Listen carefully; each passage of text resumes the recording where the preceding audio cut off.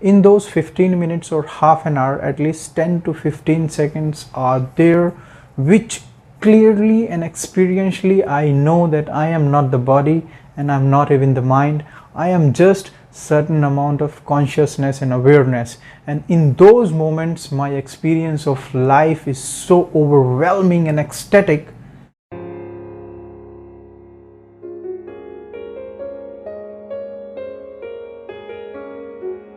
So many people speak about enlightenment. So many people are trying to pursue enlightenment. And people have their own opinions and ideas and prejudices about understanding that what is enlightenment. But if you go deep enough, most of the people do not even know what actually is the enlightenment.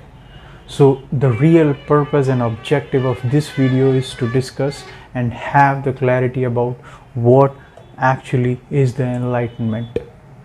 Because so much of fake spiritual jargon about enlightenment is happening all over the places.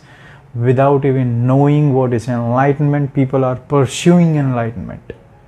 So if I technically explain in one line that what is enlightenment, then I would say that when you live your life not as a body or not as a mind, but you live your life in this universe as a consciousness, then you are an enlightened being.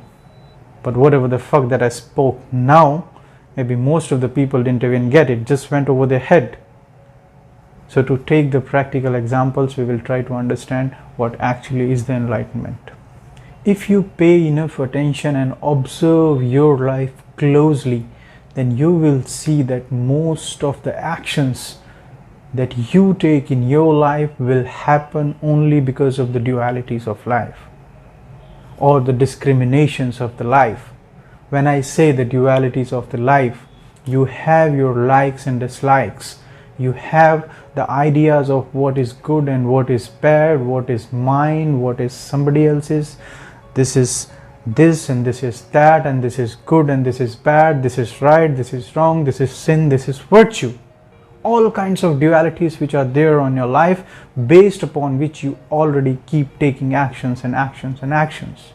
So the difference between the normal being and the enlightened being is just this, that a normal person will live his life in the dualities. Either you wake up in the morning or you don't wake up in the morning. You decide either should go to the work or don't go to the work. You decide intellectually. You have your likes and dislikes based upon your experience. But an enlightened being will not live in this duality. He does not have his own likes and dislikes. He does not have his own right and wrongs and sins and virtues and this and that. So when you go beyond the dualities of your life, when you live here not as a body, not as a mind, when you live here as a consciousness, you are an enlightened being. Why am I saying that the duality of life and beyond body and mind? If you go deeper enough and try to understand that duality lives only in the mind. In actuality, there is no duality. For example, right now, if all your memories get wiped out right now, whatever the damn thing is there in your mind, it gets wiped out, and then somebody asks you what is right and wrong, you would not be able to answer. You don't know what is right and wrong. You don't know what is sin and virtue. You don't know what is mine and others, simply because the information is there in your mind which has been wiped out.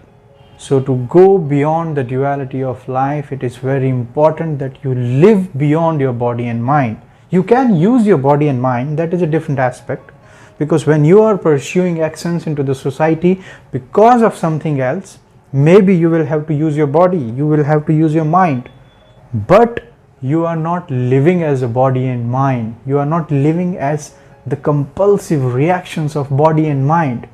Whatever the damn thing that you are doing right now today, either it is sexuality or it is physicality or it is fooding or it is status or it is a standard or it is money, it is all happening to you. It is all being generated from within simply because you have a body and mind, and all these are compulsive desires of body and mind.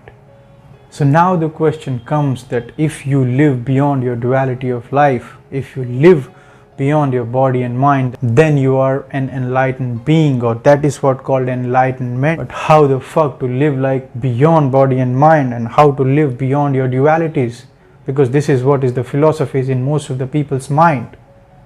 It is not easy for people to live beyond your body and mind just by the psychological knowledge. If I tell you something and you believe something, or you read about something, or you see whatever the damn thing, you will not be able to live like this beyond your body and mind. For that, you have to work upon yourself. In yogic sciences, there are three kinds of enlightenments. When I say three kinds of, or three stages or three levels of enlightenment. One is lower class enlightenment, one is middle class enlightenment, and one is upper class or higher class enlightenment. When we say the lower class enlightenment, these people are actually intellectually realized people. When I say intellectually realized people, I'll just give you a very practical example. That when I meditate for, let's say, 15 minutes or half an hour, in those 15 minutes or half an hour, at least 10 to 15 seconds are there which clearly and experientially I know that I am not the body and I'm not even the mind. I am just certain amount of consciousness and awareness, and in those moments my experience of life is so overwhelming and ecstatic that those cannot be explained into the words. But the problem with that experience happens is, in that moment I am realized that I am not the body, I am not the mind, and in those moments I am above the dualities of life. In those moments, nothing of mine is left within me. My desires, my likes and dislikes, and every damn thing will be vanished in those 15-20 seconds. But the problem with the lower class realized people is that they cannot sustain this experience for all throughout the day or throughout the life. Only when you can sustain this experience and look sane into the society, you are an enlightened being. Otherwise, you are just a lower class realized person, which is very great. At least compared to the most of the 99% people, I would say, they do not even know that they are not the body and mind. I'm not saying knowing does not mean that you have read somewhere. Knowing means at least once in 24 hours or once in lifetime you should practically experience that you are not the body and you are not the mind. So the lower class people or lower class realized people are like that they are not able to sustain that experience, they are not able to maintain that experience when they get into the society, when they get into their work, when they get into the social world, when they get into the family world. They lose this experience and again they live as a body and as a mind, and that is why they experience hatred, they experience jealousy, they experience this and that. But the fortunate thing about those people that they still know, they practically know, they intellectually know that this is not what it is. Their consciousness level at least mindfully working, not experientially but mindfully. So this is lower class yogis. Then comes the middle class yogis.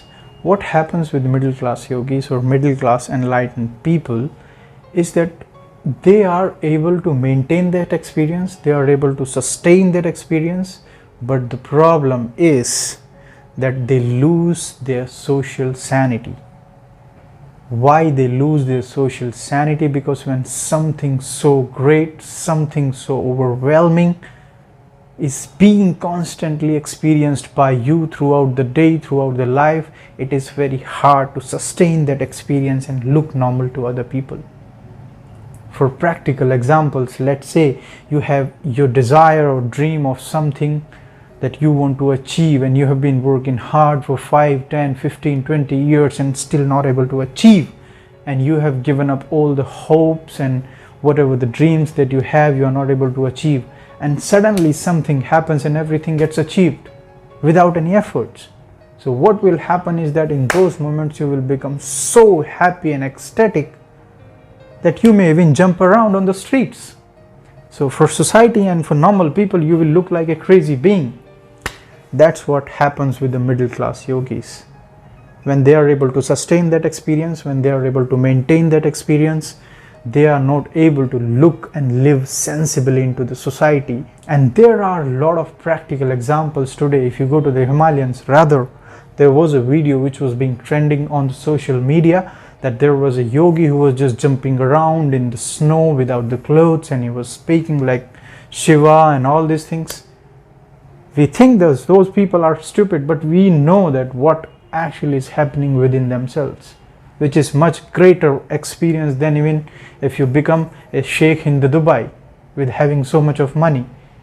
With money you can do all kinds of things, but you cannot generate the experience that a yogi can do. And the only thing about your life is your experience. You are alive. You can say that I am alive only because you are experiencing aliveness. So they are middle class yogis, but when they lose the social sanity, the problem with them is that they are not able to use their body perfectly, they are not able to use their mind perfectly, and somewhere they are not able to cultivate the gold mine that they have hit, that they can tell to the world that you can work in that direction and achieve this kind of thing or that kind of thing. So they are middle class realized beings. Then comes the upper class realized beings. When I say upper class realized beings, either it was Rama or it was Krishna or it was Buddha, or even there are some people today in the world who are active, they are higher class enlightened being. They are able to sustain that experience, they are able to maintain that experience, they are able to live their life beyond their mind, and they still look very normal people into the society. They know how to use their body, they know how to use their mind. They don't live as a body and mind. They don't live in the reactions and compulsiveness of their body and mind. They only live here because they are doing what's needed into the society. They do not have their own things. They don't like and dislike anything. They have nothing of their own. They only live for the world simply because somewhere they find it sensible to help other people around. Not because they like it or dislike it, simply because they think it is needed in the world. When Rama was living his life, he had to let his wife go into the jungles, he has to let his children go into the jungles and live there. He had to himself go into the jungles and fight a war with a man, simply not because he liked and disliked it, not because he wanted it. If he would have wanted, he would have wanted so many things, but he did everything just to establish dharma into the society, because at that time for humanity it was needed. So he didn't do it because he liked and disliked. He didn't do it because he had his own desire of doing things. He simply did it because society needed it. Krishna, he had to leave his girlfriend at the age of 16 simply because he wanted to establish the right things into the society. Not because it was his desire, simply because it was needed to the world. So he was beyond the duality of the mind. He was beyond the duality of the life, and he lived there as a consciousness. So there have been many great examples in the history and even today that enlightenment means you go beyond your body and mind and live here as a consciousness. You go beyond the duality of life, and you can go beyond the duality of life only when you live not here as a body and mind. Because as long as you are in the body, as long as you are living as a mind, you cannot go beyond your duality, because duality is the nature of the mind. Discrimination is the nature of the mind. So enlightenment means when you live like a flower. Enlightenment means when you live like a sun. Enlightenment means when you live like air.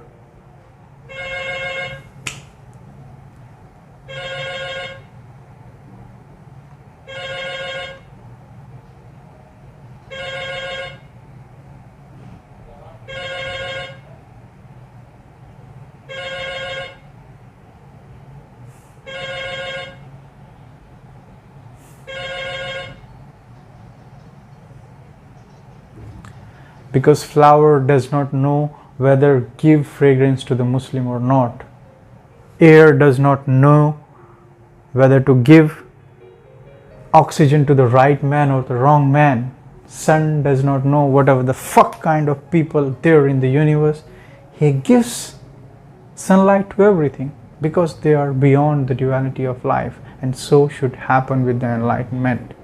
Enlightenment simply means when you do not know what is me and what is not me, when you include everything as yourself, you are an enlightened being. That's all. And that should happen experientially, not intellectually, not show off you going around on the streets and saying I'm a bloody enlightened being. No, that is stupid, crazy spiritual jargon. That is not enlightenment. So that's all for this video. Thank you so much.